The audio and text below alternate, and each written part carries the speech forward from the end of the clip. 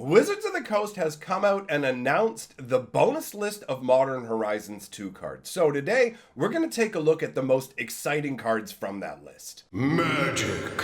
I am a wizard! History. I'm an old wizard! The magic historian. My bones hurt. Greetings, owners of fine luxury cardboard rectangles. My friends, I hope the day finds you well. We are here, as always, to talk about the glorious game of Magic the Gathering. Today, specifically, we're going to be talking about the top 15 most valuable / interesting cards from Modern Horizons 2, the list. And in case you're not familiar with the list, because it seems like every time a new set comes out, there is some confusion around this. How it works is the list is something that's specific to set boosters, okay? And 1 out of every 4 set boosters will include a card from the list. And the list is a big list of cards. And every time a new set comes out, Wizards take some cards off the list and add some cards to the list. So it's really just bonus cards that you can acquire. So they've taken a bunch off the list. They've added 50 new cards to the list. We're going to take a look at the top 15 most valuable / interesting cards from that list, because honestly, those two things tend to go hand in hand. If you have a card that's good and interesting, then it tends to be valuable, unless it's super common, and that obviously leads to your top 15 most valuable / interesting. So let us dive in. We're going to start with Petrified Field. Now, this is a card that really wasn't on my radar whatsoever. Part of the reason for that is honestly most likely due to the fact that when it comes to Magic, I have drifted in and out of the game here and there. I've been with Magic for the long haul, but there are certain periods of time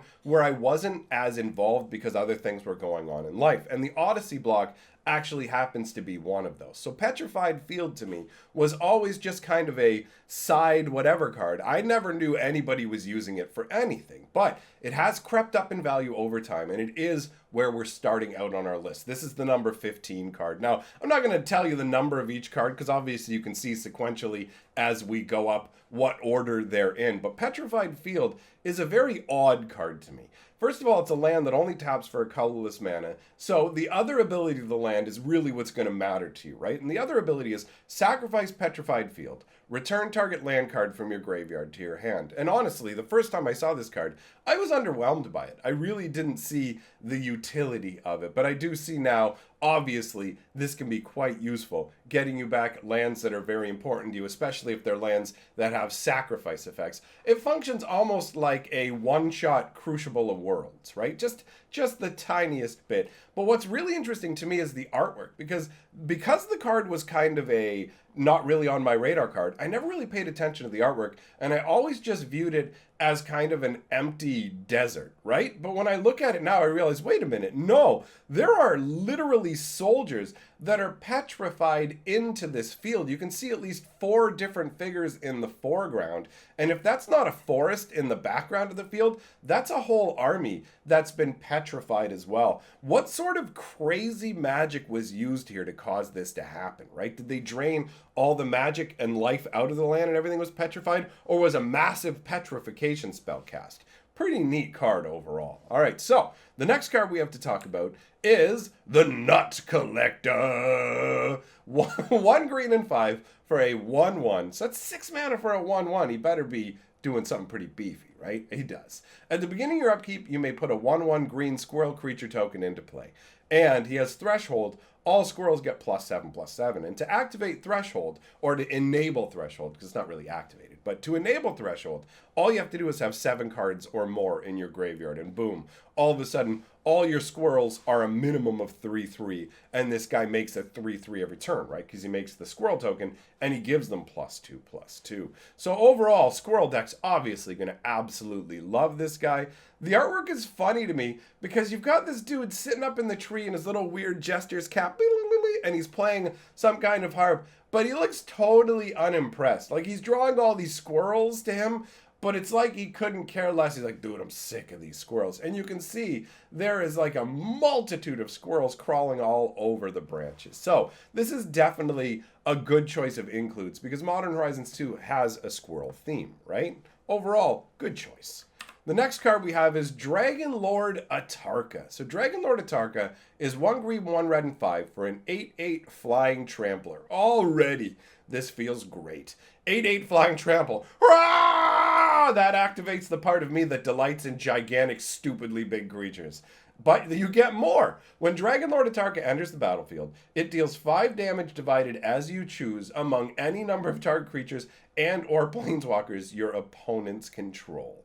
Pretty nutty. He shows up and he's like, burn! And sends his fire blazing everywhere, right? And you can see Atarka just kind of crouched there, lording over the other dragons. You can see his brood shown in the sky, winging away in different directions. And this is pretty cool because the idea behind Khans of Tarkir, the whole block, was originally all the dragons had pretty much been wiped out. But then a timeline reversal caused a change where the Dragon Lords were able to reign supreme instead. And so that is what this is. This is Atarka at the height of its power, which is pretty neat. And I mean, the artwork definitely works. You've got the vicious dragon with the other ones just flying off to do his bidding. I mean, if you wanted to, you could view the damage being done to different targets by a bunch of different dragons being ordered by Atarka to go and set them ablaze. I love it. It's got a lot of cool flavor. Then we've got Tireless Tracker. Now this one fits in quite well with the theme of Modern Horizons 2 because this is a clue-based card. So 1 green and 2 gets you a 3/2. Whenever a land enters the battlefield under your control, investigate. And investigate is make a colorless clue artifact token, and that artifact token has the ability to pay 2 mana, sacrifice it to draw a card. So every time you put a land out, for any reason, whether it comes from your graveyard, from your hand, whatever, you're going to get an artifact token that will let you draw more cards. So it's a great way to beef up the number of artifacts you have on the board and to get extra card draw to really kind of filter through everything. And then on top of that, as another bonus, whenever you sacrifice a clue, you put a +1/+1 counter on this guy. So just through the act of laying lands, you're able to increase your card draw and beef up this creature, which is quite the combination. Very, very solid. And the artwork is, I mean, it's pretty straightforward. You've got a tracker. It's got 2 different swords in her hand there, just wandering through a forest, tracking some kind of beast. You can see the tracks. I like this. It's a nice little touch. You can see a little pool of water, and then you can see the animal tracks that went into it that also have water in them. So this is kind of the idea of not hot on the trail, right? Because this pool of water and the tracks would have been filled with water from rainfall, but the water has receded enough that there's only a bit in the tracks. I like that. That's a nice little touch, you know? And it does obviously tie into the concept of a clue as well, which is cool to me. Then we've got Splinter Twin. Now this one is a really weird choice to include in Modern Horizons 2. It's almost like Wizards of the Coast is teasing people because Splinter Twin is banned in Modern and people lament that on a regular basis, right? Like Splinter Twin is, well, why did you include Splinter Twin in this? Why would you bring in a card that people can't use? It's so weird. So 2 red and 2 for an enchant creature. Enchanted creature has tap, put a token that's a copy of this creature onto the battlefield. That token has haste. Exile it at the beginning of the next end step. And the flavor text says, I know just the person for that job.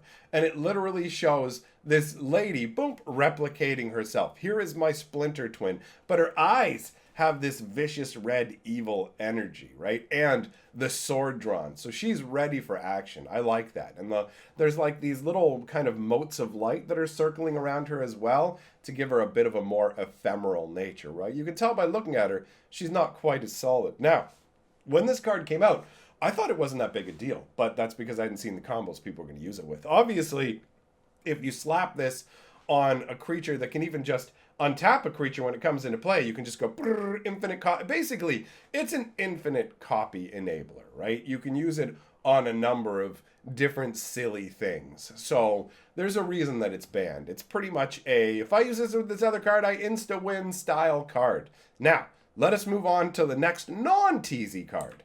And that is Veil of Summer. Man, did not take long for this card from M20 to establish a very solid reputation. I mean, this is just an uncommon, and it was recently printed. And its value is so high that, like, look at how high in the rankings it is already. It's up above all these other cards that have been out of print for a considerable amount of time. And that's because Veil of Summer is insane. This card is incredible. 1 green instant. Draw a card if an opponent's cast a blue or black spell this turn. Spells you control can't be countered this turn. You and permanents you control gain hexproof from blue and from black until end of turn. This is absolutely insane. For 1 mana, this answers so much. This card is berserk. This is too strong for a hoser card, in my opinion. You shouldn't be able to hose, enemy colors this effectively. In Modern, maybe it's not as bad, right? Because Modern has a huge range of cards. But in Standard, this card was a major problem. The artwork is really nice, though. I really enjoy the artwork. You've got like this elven figure with glowing green eyes, and he makes this gesture, right? Just this little gesture of his hand, and then leaves whip around in front of him like a shield, making him impervious to most forms of magic when it comes to black and blue magic. Can't target me, can't counter my stuff. Also, I get to draw a card. Like, it's absolutely crazy. They went overboard with this one, in my opinion. Next card is Phoenix, God of Deception. Now this feels like a very random choice, but a nice choice nonetheless. So 1 black, 1 blue, and 3 for a 4/7 legendary god. And we actually recently talked about the Theros gods in the Resurgent video that I did a few days ago. I really like the Theros gods. I think the concept of them is amazing. So 4/7 indestructible. As long as your devotion to blue and black is less than 7, he's not a creature. Creatures you control have tap. Target player puts the top X cards of his or her library into his or her graveyard, where X is this creature's toughness. So if you used Phoenix, for example, when he's in creature form, he would mill 7 cards. So he's the god of mill, which is a really cool concept. And he looks so impressive here. It looks like he's just rising up out of the sea, right? Just towering above everything. And he's like, it's in the middle of the night with the moon there in the background. He's got his hand raised up, and there's things kind of circulating in a halo above it. I don't know. Partially, some of them look like birds to me, and it also looks like it might be stone chunks. So I don't know if he's literally holding his hand up and causing these birds in the middle of the night, or bats maybe, to circulate around his hand. Like, I'm not sure what's going on in this artwork. I just know it looks amazing. Phoenix looks really impressive with that crazy golden mask stretched up over his face. Like, this is really nice artwork. The Nixian aspect of him, he looks great. Then we've got Master of Cruelties. All right, so Master of Cruelties is 1 red, 1 black, and 3 for a 1/4 First Strike, Death Touch. And First Strike and Death Touch is a fun combination together, where you go, boom, I get to hit you first, and I destroy if I hit you. So even though he's only 1/4, he can take out any non-indestructible creature that he gets into a fight with, and that's pretty funky.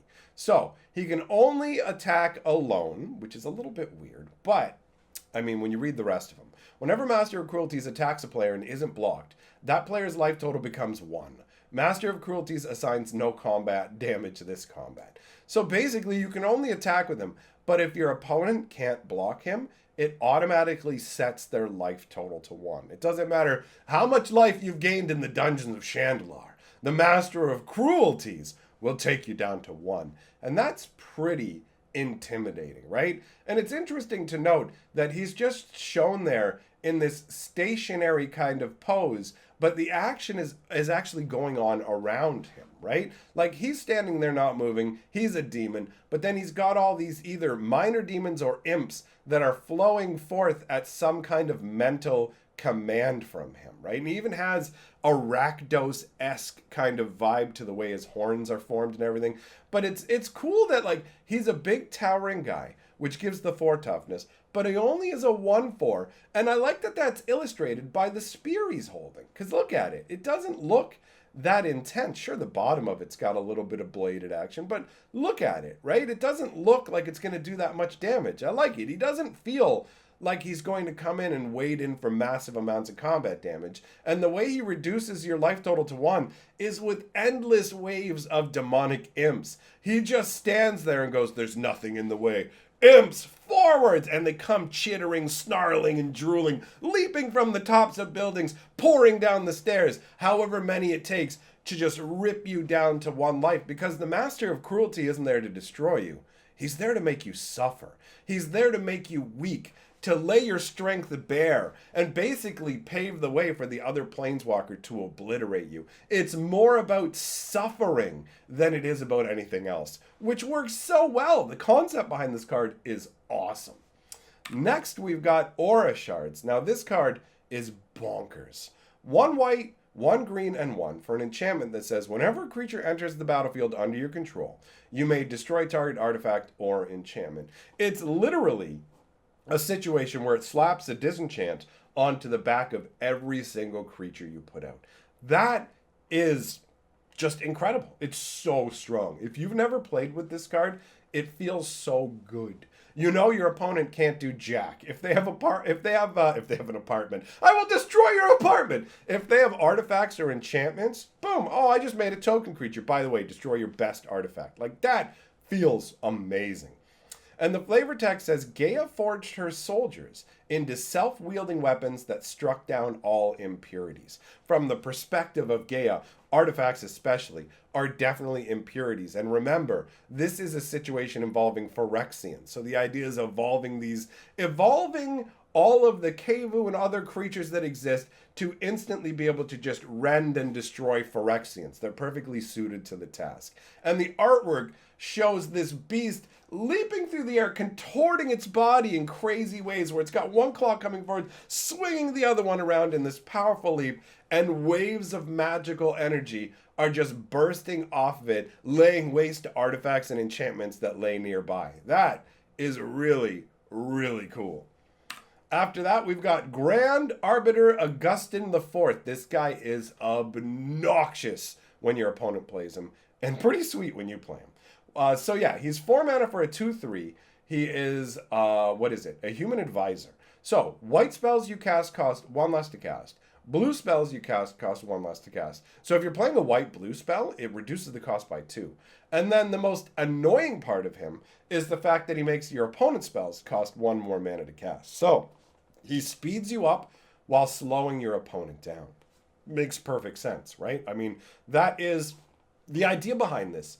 Is that he is part of the Azorius, right? The flavor text says, the Arbiter is a conduit of justice, a will so disciplined that it dispenses justice without ego or remorse. Now, they say that he's a conduit of justice, but ultimately, he's a being that can be warped to your usage, right? His powers allow him to manipulate diplomatic situations, right? He'll be part of, like, the Senate or whatever. So he can speed up your motions and slow other people's motions down. So it fits with the flavor. And honestly, the artwork has a fair bit of, like, pomp to it, right? You can see him seated there on his, like, mystic arbiter throne, and you have his attendants on either side of him, giving him a very regal and serious feel. And he's on this platform elevated up above everybody to show his standing in this huge vaulted ceilinged building. I definitely dig the vibe of this.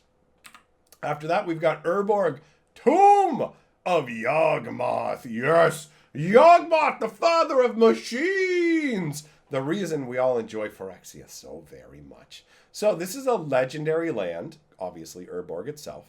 Each land is a swamp in addition to its other land types. The flavor text says, Yagamoth's corpse is a wound in the universe. His foul blood seeps out, infecting the land with his final curse. How amazing is that? Yagamoth's essence is so powerful that it has a corruptive influence on every single land that you're attuned to. It reaches out and spreads that Phyrexian corruption and filth to everything. And it's also cool to see a quote attributed to Lord Windgrace as well. He's an interesting character from Magic's history if you like cat warriors. And the artwork, look at it, man. I mean, it definitely has this feeling of just ruinous desolation. Every inch of this artwork speaks of just dead lands and a place you do not want to be, right? It's very clear. After that, we've got Mind Slicer. Now, Mind Slicer is a weird one to me because when this card came out, I thought it was absolute trash. But we've reached the point where this is like a $35, $40 card, like Canadian prices, right? So 2 black and 2 for a 4/3 horror. When it's put into the graveyard from play, each player discards his or her hand. The flavor text says, it's the thing that goes bump in the night. So obviously, at first glance, when you see a card like this, you're like, oh my god, I'm going to have to pitch my hand. Why would I want to use this? But this is used in combos where basically you just strip your opponent's hand away. You just, it doesn't matter, my hand's meant to be empty anyways. Bring it back, boom, you lost your hand. So it can be used to do massive resource swings and strip tons of resources from your opponent. And I mean, the artwork on it does look pretty horrific. It's crazy that it tears into your mind. It's just like when it dies, it emits some kind of crazy noise that just obliterates every thought in your head. That's a cool concept. I dig that very much. And then we've got Tarmagoy. And Tarmagoy's actually not top of the list. Oh, how the mighty have fallen, but not by much. Tarmagoyf is still close to the top of the list, all right? But Tarmagoyf used to be the biggest, the baddest, the biggest deal, right? And now it's like, oh, Tarmagoyf, cool, but he's not king of the hill anymore. So this is another card, when it came out, I totally misevaluated it. I saw it and was just like, this looks like garbage. But it didn't take too long before people clued and went, wait a minute, no, this is gross. You can get this run into a huge beast fast. So 1 green and 1 gets you what originally starts out as a 0/1, but its power is equal to the number of cards among cards in all graveyards, and its toughness is equal to that number +1. Number of card types among cards in all graveyards. I don't know if I just said number of cards in all graveyards. I might have misspoke. So I'm going to read that again. Tarmagoyf's power is equal to the number of card types among cards in all graveyards, and its toughness is equal to that number +1. So card types like planeswalker, creature, instant, sorcery, tribal, all that stuff. Each one of those different types of cards in anybody's graveyard beefs this guy up. So getting them up to something reasonable like a 4/5 for 2 mana is really easy and fast. The flavor text says, what doesn't grow dies, and what dies grows. The Tarmagoyf. I do like the fact that, like, the original Lurgoyf from Ice Age spawned this concept of goyfs, and they're creatures that feed on the dead. And I mean, look at the artwork. The Tarmagoyf looks pretty intense, and you can see it's about to eat just this dude. He just picked him up. It's like, your lunch, bro. Nom, nom, nom, nom, nom. So, interesting to know Tarmagoyf isn't our number 1 card. In fact, it's not even our number 2 card. That spot goes to Bruvak the Grandiloquent. All right, so this is a Mill Lord. 1 blue and 2 for a 1/4 human advisor. If an opponent would mill 1 or more cards, they mill twice that many cards instead. And I love how it has an explanation of mill, because they just recently made mill a keyword, even though we've all been calling it mill since the days of Millstone and the very beginning of Magic the Gathering.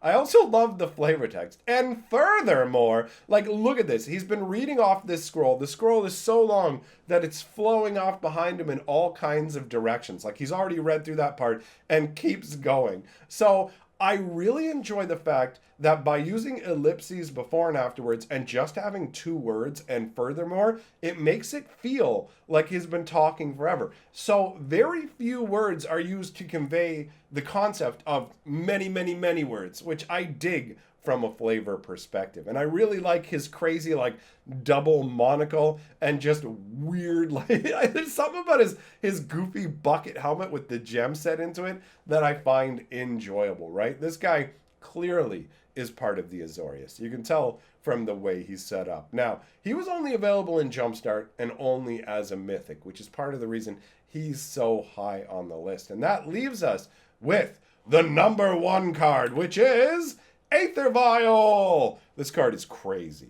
1 casting cost artifact. At the beginning of your upkeep, you may put a charge counter on it. Tap it, put a creature card with converted mana cost equal to the number of charge counters on Aetherville from your hand onto the battlefield. So you can just put creatures out for free, and you can do it on an escalating stage. So you don't have to pay any additional cost for the creatures. They can't be countered, and you still have all your mana open. Like, this card is crazy. Everybody knows that getting to do things for free in Magic can be pretty broken. And this card right here is an amazing example of that. You take a look at the artwork, you can see this is clearly set on the world of Mirrodin, where the Aetherville is originally from. You've got this being with this helmet with these multifaceted eye lenses, and the Aetherville is being reflected in all of them. The Aetherville itself looks really, really cool. It's just this bottle with, like, you can tell it's like bottled power. Bottled etheric energy. And when you unbottle it, you open it up, the energy pours out and it summons creatures into being. That is some really amazing flavor. So, my friends, that is the top 15 cards from the list for Modern Horizons 2. Thanks for coming by. I hope you enjoyed it. Let me know your thoughts in the comments below. List of my top patrons scrolling on by. And as a joke, since some of you have asked me, I do now have a Dogecoin wallet. So if you want to give me some meme coins, you can find it linked below. I will see you all, my friends, for the next video.